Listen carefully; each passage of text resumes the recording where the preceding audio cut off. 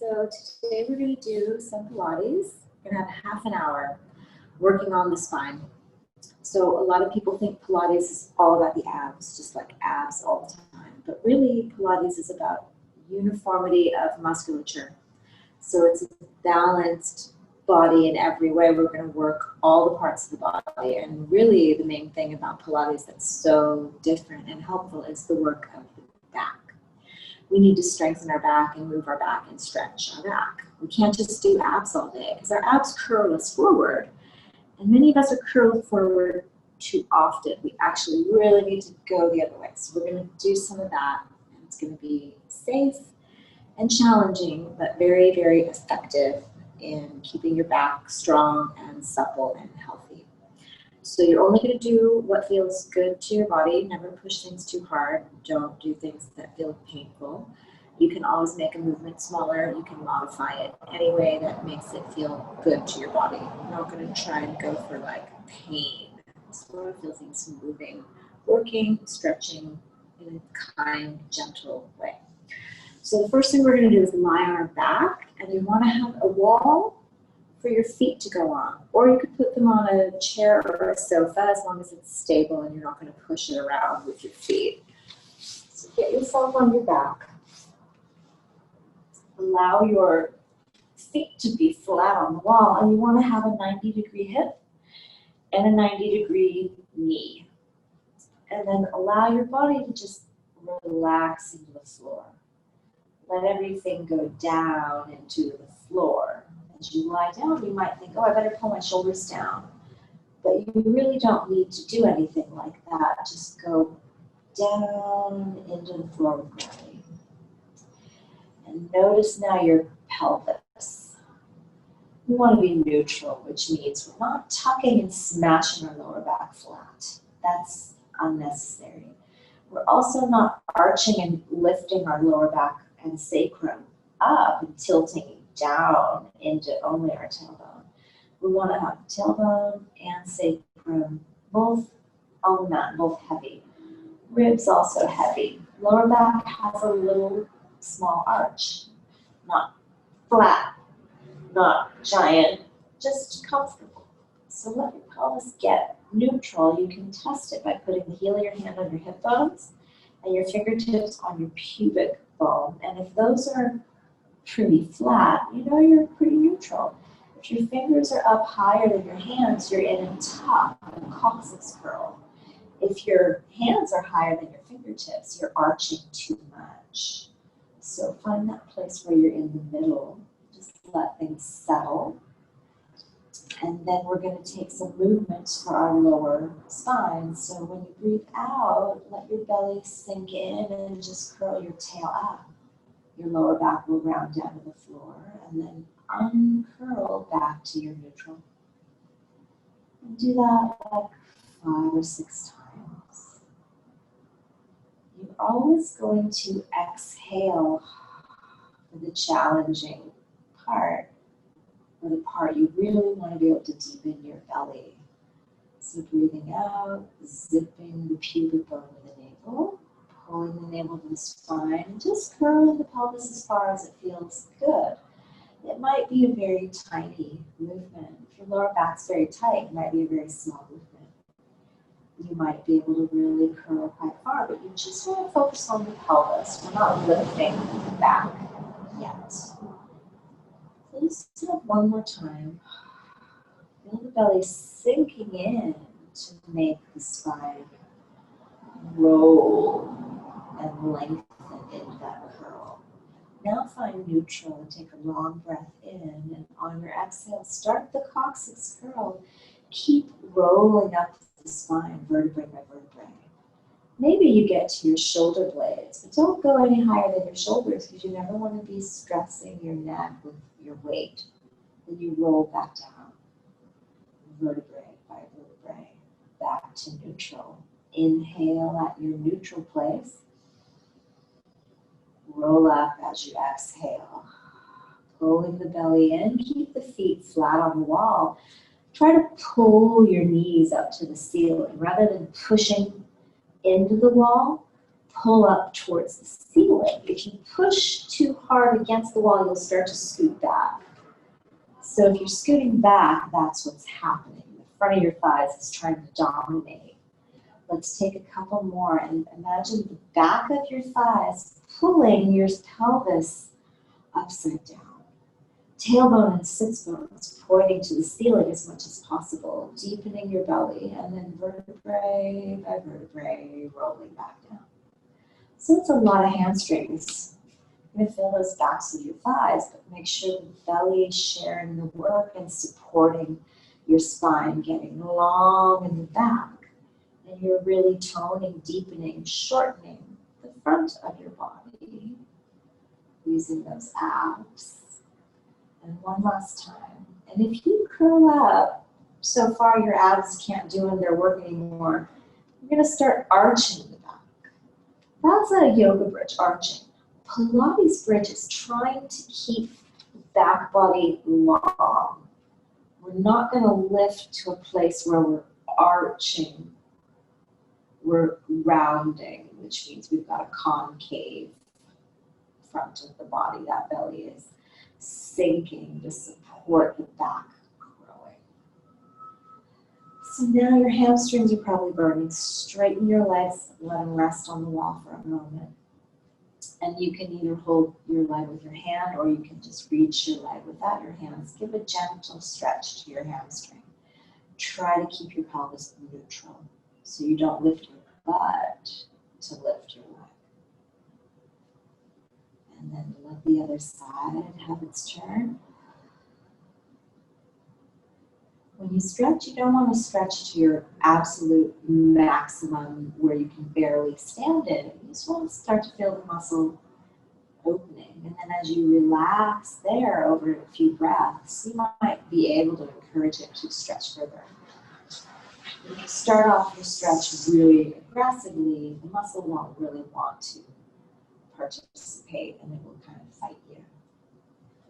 All right, so now what I'm going to do is scoot back away from the wall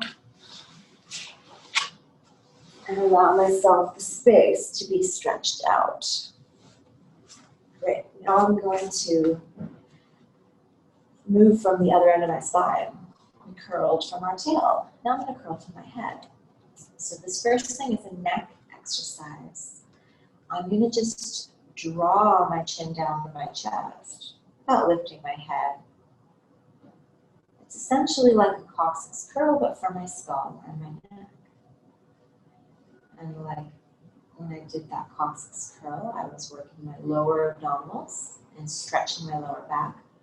Now I'm working the front of my neck, the muscles in my throat, and I'm stretching the back of my neck. So working the neck muscles, sometimes we think that's a bad thing, but actually we need strong neck muscles to hold up our head. So one more. Chin draws down, head doesn't lift. Probably feels weird, might be very small. If it doesn't feel good, make it smaller until it feels not painful. Weird is fine, pain is not what you want. Now, if it feels appropriate, you're going to take it to the second stage where you begin that chin to chest, and then you continue to curl your skull and then curl your neck out of the ground, just the head of the neck. I'm not doing an ab curl, just isolating, curling that head and neck off the top of the spine. Exhale, try to relax your shoulders and your chest.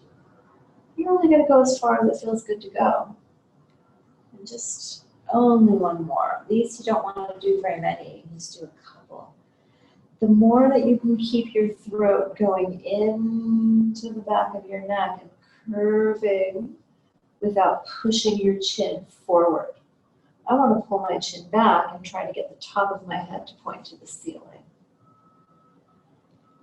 And I don't recommend talking while you do these neck exercises. I can do it because I have decades of practice, but it's not my favorite. So now that we've curled the head and the neck, we're going to take that further. So now this is kind of like that bridging, rolling the spine up to the shoulders from the hips. Now I'm going to roll the spine up to the shoulders from my head. So I have choices with my arms. I can just reach my arms. I'm going to curl like I did, chin to chest, and I continue moving the curl down my spine. I'd love to get to the tip of my shoulder blades, but I have to keep my neutral. I don't want to push my tail down and arch up, but I don't want to tuck my tail up and press my lower back down. Keeping that neutral tells me I'm supporting and stabilizing my lower back, and I'm moving my upper back, stretching my shoulders, curling my ribs in. Now, if my neck is not happy about curling up, I can always make the choice of holding my head in my hands. Create a real cradle with your fingers. Lace your fingers and then let your head be in your hands. Don't do a fake pretending to hold your head won't help you. The elbows need to go forward. If my elbows are too wide, when I begin to curl, my shoulders are squeezing together and then I can't round my back. Essentially, a sit-up is a rounding of my upper back. So focus on making your spine curve. Chin to chest, curl that space between your shoulder blades and try to pull your shoulder blades out of the ground. You're deepening your belly, you're stabilizing your pelvis, but you're rounding your shoulders into a curve.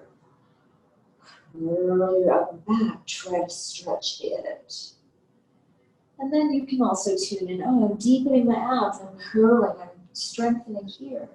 But don't forget that there's another side of your body. When this is stretching, when this is strengthening, this has to be stretching. So just take it one more time. Curl, stretch your upper back. Let's stay at the top. Bring your legs up to the tabletop. If you find this too challenging, you can leave your feet down, or you could go back and use the wall like we did in the beginning. If you want to hold your head, keep that support, go ahead. If you want to reach your arms towards the wall, go ahead. You can change your mind at any point, because if you feel your neck struggling more than your abs being challenged, you might want to give your head some support. You can also keep your head down flat. If you have osteoporosis, you don't really want to be curling the back into flexion while you're putting weight on at the same time. So you may prefer, for a variety of reasons, to keep your head down and just work here. I'm kind of wiggling my fingers. You can kind of keep reaching your arm. Don't let your arm go dead. Don't let it get too high. Try to feel that it's reaching its way towards the wall. And you're trying to also curl, curl, curl, curl. I'm trying to imagine how my head is stacked up over my shoulders, pointing up to the ceiling, head and shoulders stacked. My head gets back here, my neck is really not in a good position, and I'm also overworking my neck. If my head is pushed in front of my spine, again, not a great position, kind of overworking my neck and my shoulders. I have to let my head, my neck, and my upper back have a continuous curve, like a garden hose. If you fold that hose, the flow is cut. So don't let your head throw itself anywhere other than being on top of your shoulders. And then come on down and rest.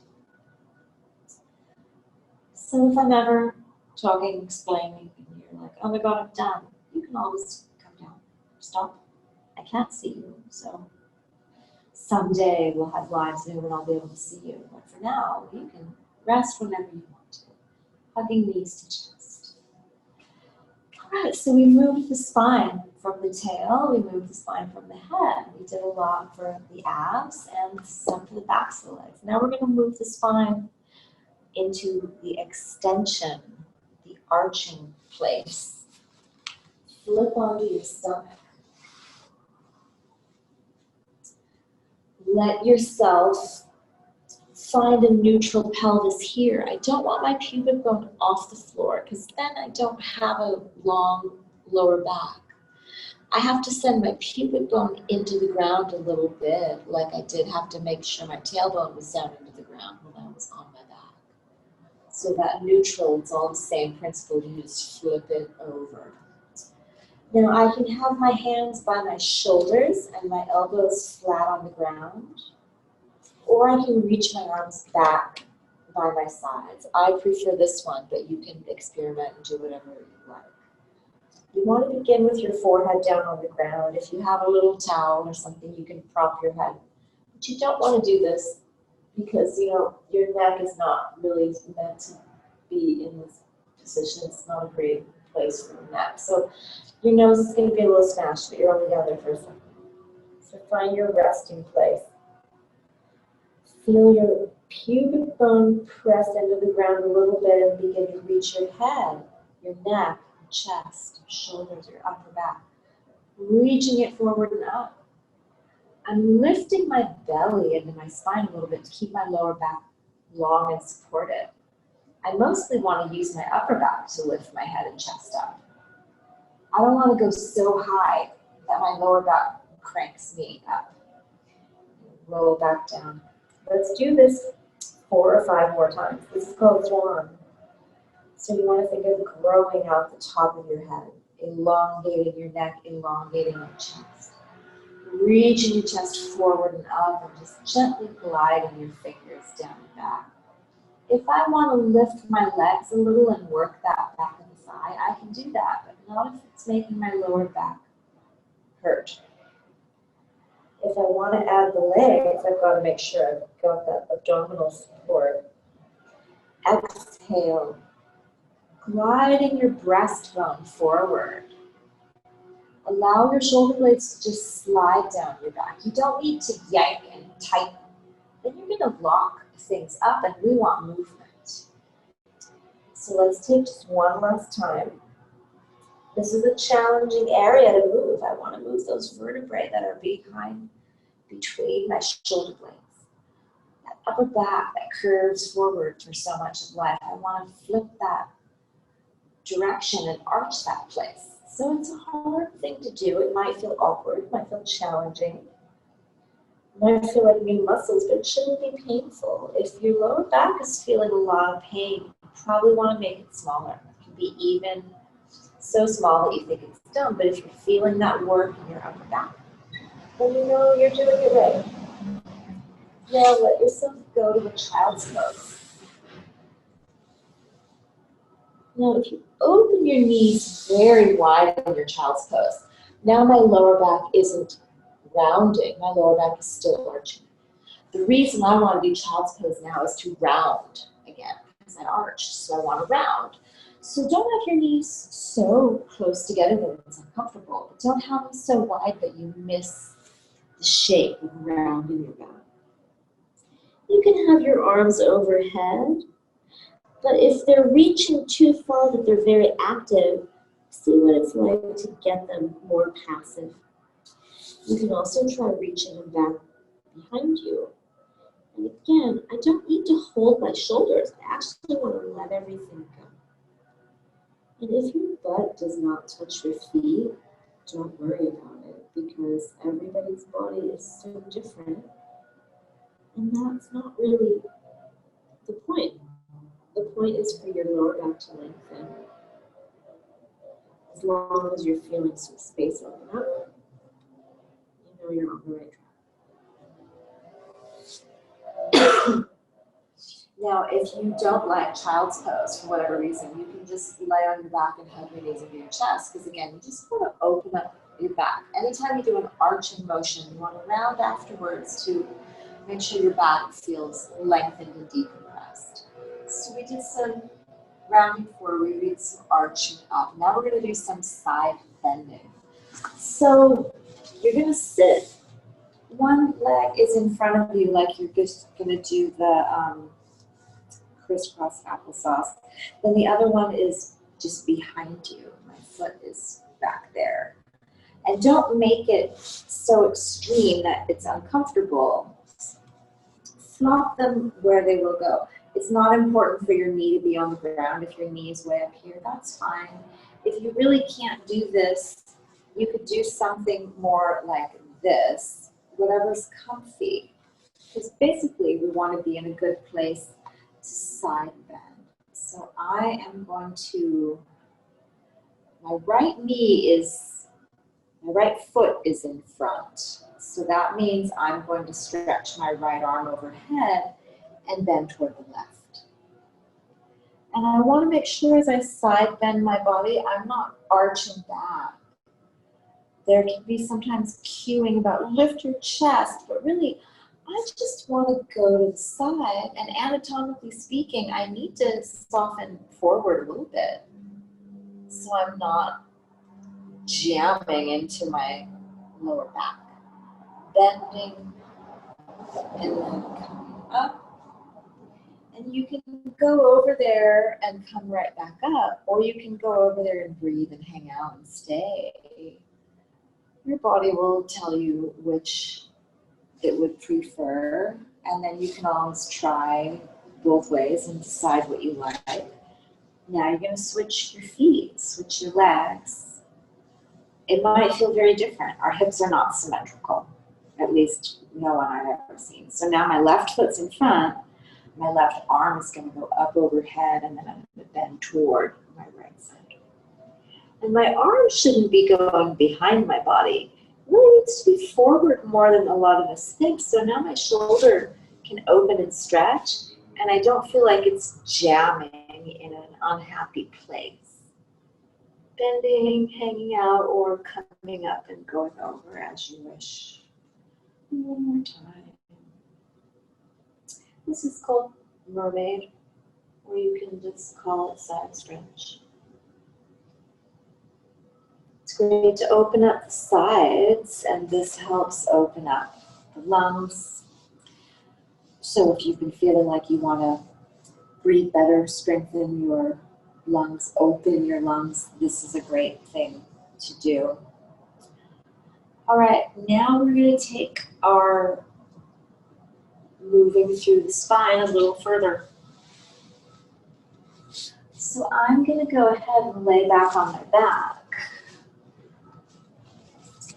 I'm going to do that same action of curling from my tail, but instead of my feet and my legs helping me, now my feet and my legs are going to be reaching and stretching. Now this is a challenging one. Not everybody can do this, not everybody should do this, but you're going to have options. So this is the full thing, roll over. I'm going to curl my tail and round up till I'm on my shoulders, just like I did with the bridge, but now I've got my legs up.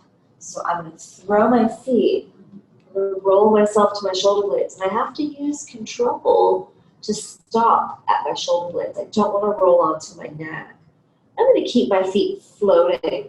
If I dump them down onto my face, it becomes a lot harder to not go onto my neck. Now I'm going to let my feet separate a little bit, and then I'm going to roll down. I'm using my arms a lot to help control my speed. And then once my hips are down and I'm neutral, I let my feet touch together. Let's do 2 more times. Now, if this is like not a possibility, you can just rest. Or you could take tiny. How far can you get? And then you practice your way, getting as far as you get and coming back down. And I can tell you in some ways it's harder. If I can get all the way over, there's a little moment of respite here.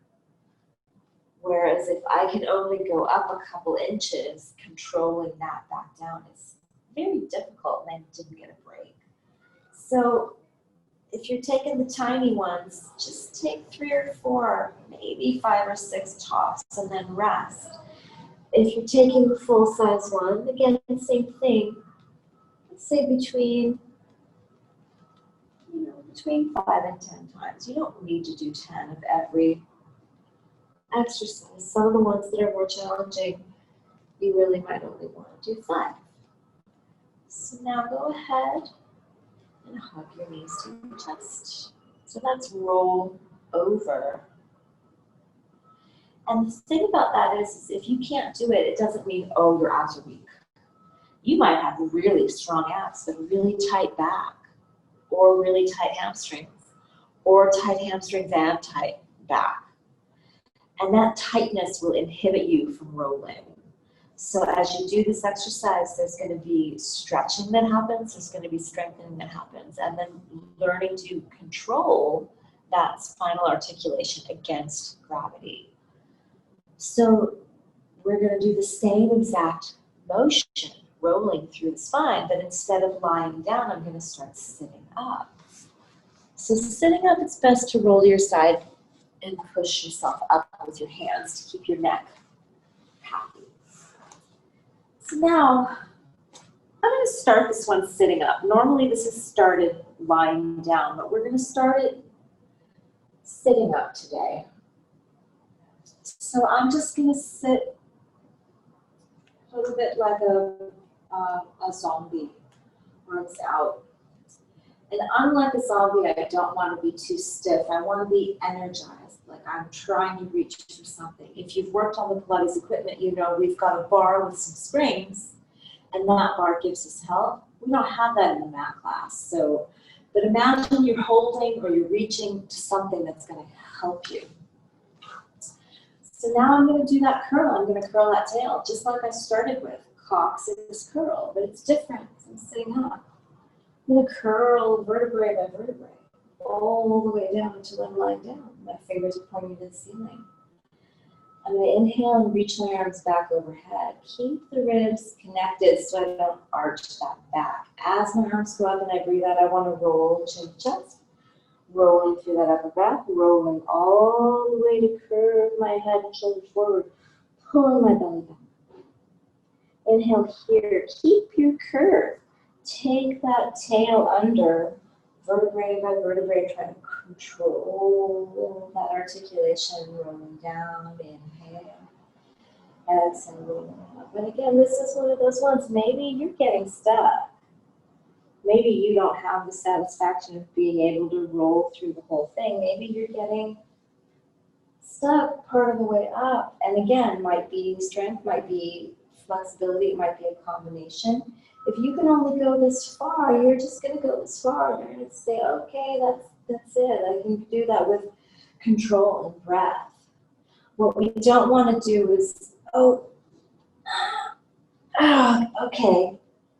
That's never really going to lead to a better movement for your spine. If you get yourself stuck and you challenge yourself and you use control going back down, with practice and consistency, eventually you're going to go a little further. And then someday you're going to hit a breakthrough moment where you can go all the way.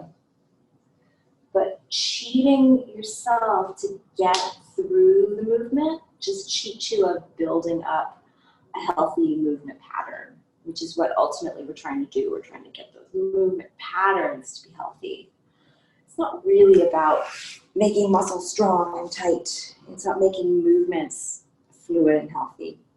And then our muscles do get strong, but they're also flexible. Because we want to have a balanced musculature, uniformity of musculature, and ease of movement are much more important than like how many lines you have on your arm. Because I know some people have those lines on their triceps, and then their shoulders are a mess, and they can barely put on their jacket. And if those lines aren't worth it, you want movement, healthy movement, more than tight. People love to be tight, but really I'd rather be soft and fluid myself. Firm, but fluid. All right, we're going to now give ourselves some more extension, more working our back. So go back to that leg on your stomach. And instead of your arms being back or flat, you're going to go over your head. Let me move my body back a little bit, a bit more in the frame, I think. Okay, yeah. So I'm going to take that same swan, upper body floating up, but really not the highest you can possibly go, because I'm also going to lift my arms and my legs, a bit like Superman. Now when I'm reaching my arm overhead, my shoulders can't be pulling tight down my back. I have to make space to reach. Let the armpit lengthen and reach. Let your shoulders widen. Opposite arm and leg are going to do little flutter kicks. You can go as fast or as slow as you want. Don't go so fast that you're just kind of flailing. Don't go so slow that you're agonizing and thinking more than you're feeling and breathing and moving. You feel the whole back of your body working and send that pubic bone into the ground and reach your head and your chest forward and up. So it's not your lower back alone. Your whole back's working, that upper back's lifting your chest. And then have a rest. Chest swimming really strengthens the whole back of the body. Back, butt, our hamstrings, backs of the arms, back of the shoulder, everything. If you were only going to do one exercise for your posture, that is the one to do. And it's challenging, hard work, so you don't have to do it for very long. And with practice, you can hold it longer. Ideally, you would stay up there, like inhale, exhale, 1. You can kind of get through 8 to 10 breaths. But in the beginning, if you only get through 3 to 4 breaths, that's fine. If you only get through 1 breath, okay. It's really not a contest. You're just feeling your body, moving your body, doing what you do. And strength and flexibility come from consistency over time, not one really hard workout on one day that then you're going to wake up tomorrow and have those lines on your triceps. Like, that's not how it works.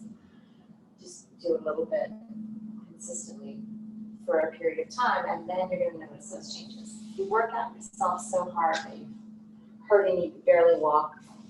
That doesn't mean you got stronger. It just means you're having a bad day walking.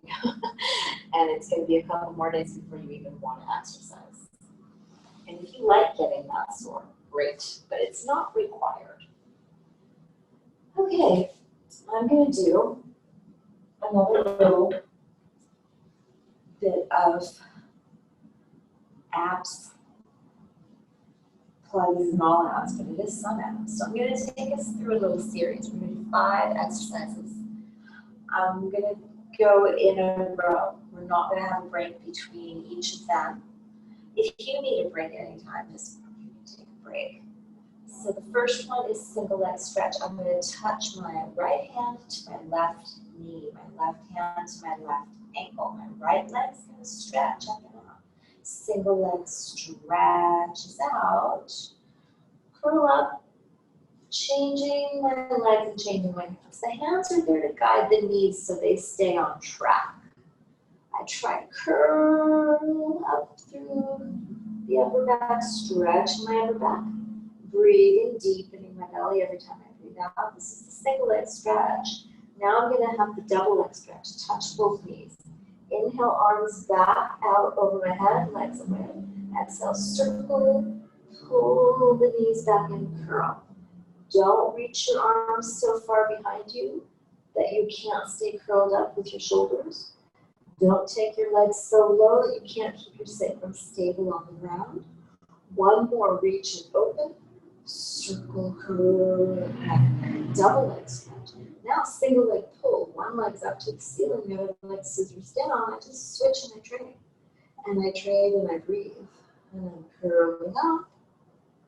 Pulling gently, because I want to maintain a stable, neutral pelvis.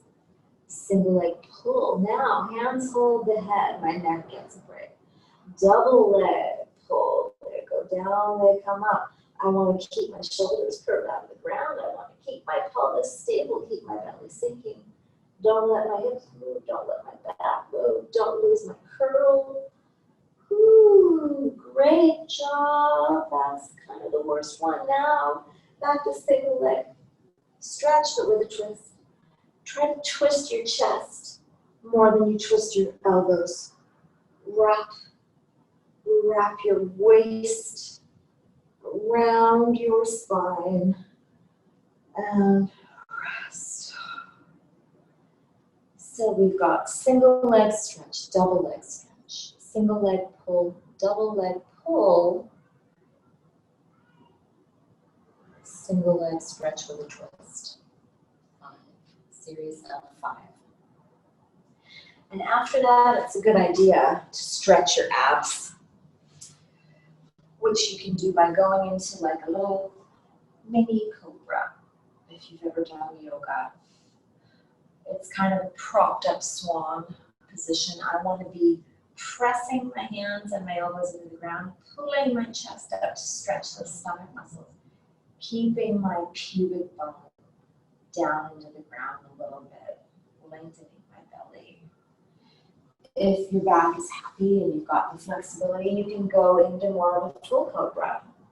But don't press yourself up to where your lower back is angry about it. That's not going to help anything.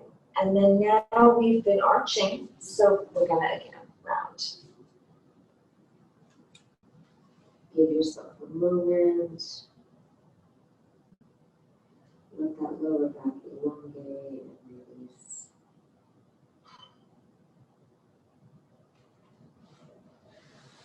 And then come on up.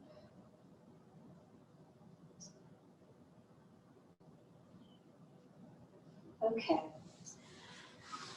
Now, let's have a moment of looking at plank. Plank is strengthening our abs, but it's also strengthening our back really a lot. Everything has to work together.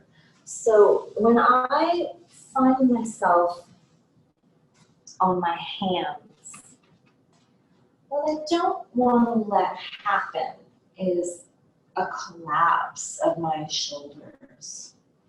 I have to push the floor away from me, push my hands down into the floor and let my shoulders widen on my back. That place between my shoulder blades should be more flat and not like a big valley.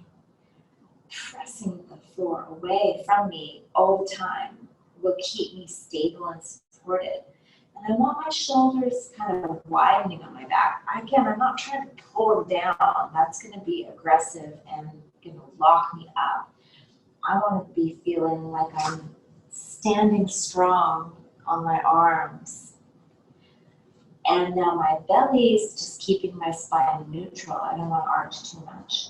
I don't want to round too much. I'm basically neutral. Now I'm going to reach one leg back, tuck the toe under, reach the heel back, and then I take that other leg up, and I want to keep essentially in the same shape. If your back is not feeling good, you may want to tuck your tail under a little more. Find a little extra coccyx curl sensation, and you might feel more supported. That's a much better choice than this. This means your lower back is clenching and holding you up. Here, my abs and my back and my legs are all sharing that work, and my lower back is still elongated. If I have to raise up a bit just to be okay, that's fine, but try not to lead with the tail. Keep feeling that zipper, the pubic bone zipping up to your navel lifting to your spine, and then rest. And you can have that child's pose moment. Keep your arms way forward. Take a little moment in the middle. And then walk your hands to one side of your mat. And it's going to give you a stretch through the side of the body.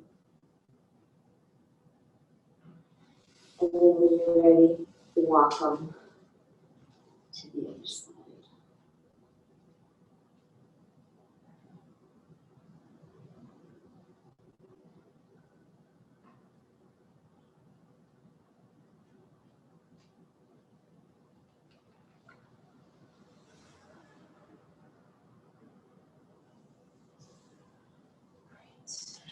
Now go ahead and come onto your back. So we're going to take a stretch for the glutes. So you cross ankle over knee, reach through the hole that makes, grab the back of the thigh, and just gently hug. You draw the knee that you're holding towards your chest just enough to find your stretch. And take a few breaths there. Now the body's going to want to lean into the side, that stretch, and that makes less stretch. So you have the choice of leaning away from the stretch a little bit, and then you might find you get a broader stretch. The glute muscles are like a big fan, and it's a good idea to stretch all the different sides and not just one half. And when we drift into the leg, we're only stretching a very small portion. If we can drift away from the stretching leg, we get a much wider area to open.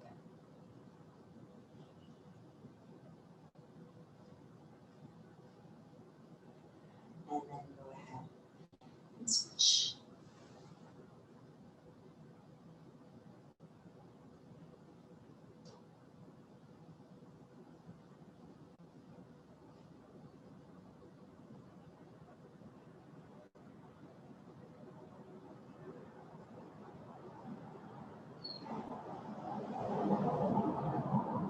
Now, I think I said half an hour, but we actually did 45 minutes. So we will make sure to make that clear. And next time I will do better by watching the clock. So some of these are going to be an hour, but some are going to be 30 minutes, some will be 45 minutes. You don't need a whole hour. It's great if you want to do a whole hour, but you can do a lot in a shorter amount of time. And sometimes all you've got is 30 minutes. So I'll give you some options. All right, now you've stretched both sides. Just take a little brief moment to let your body rest and relax. You can have your knees bent. If it's more comfortable, you can have them out straight. You can have your hands however they want to be. Just have a moment to let everything in your body release back into gravity. You notice if you've got any places that still feel tight, tense. Just try to breathe.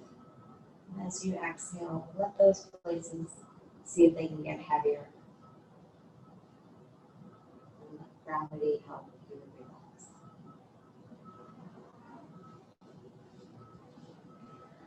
All right, and you can lay there and relax as long as you want to.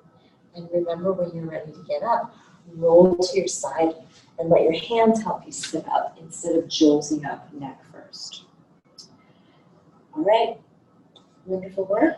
Looking forward to seeing you again. So we will be starting up the live classes again later in the fall. They won't be happening September, but we're going to be putting things up on Zoom for you. And then when classes resume, we'll have some space in the studio and then space on Zoom. And then I'm teaching privates in my equipment studio here, or I'm also teaching privates on Zoom. So you have lots of choices for Pilates. If you want to set something up, just get in touch with me on the Slack channel, or you can find me on the VIDA website. All right, thanks.